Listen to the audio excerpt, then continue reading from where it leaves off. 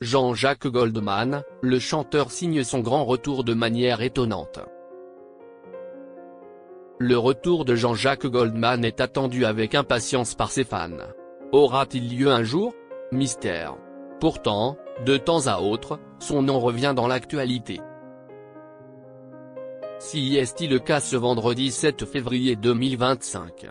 Le Parisien révèle que le chanteur s'unit à plus de 30 000 signataires dans une tribune alertant sur les dangers de l'IA dans le milieu artistique.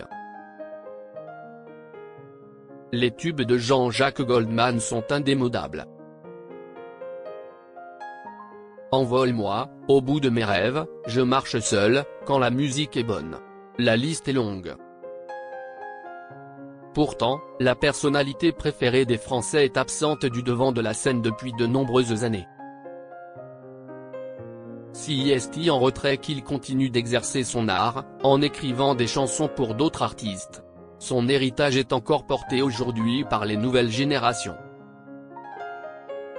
Ces dernières semaines, en revanche, ses fans ont reçu une bonne nouvelle.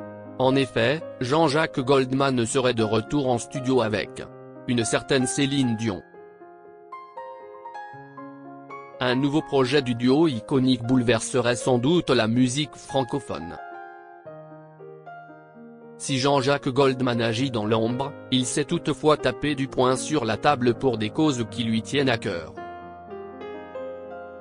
Il l'a fait ce vendredi 7 février 2025, juste avant le 3e sommet pour l'action sur l'intelligence artificielle, IA, qui se tiendra à Paris, au Grand Palais, les 10 et 11 février. Jean-Jacques Goldman unit sa voix à celle d'autres artistes. Jean-Jacques Goldman apparaît bien parmi les signataires d'une tribune, dans laquelle 34 396 artistes et créateurs alertent sur les effets de l'IA sur leur métier.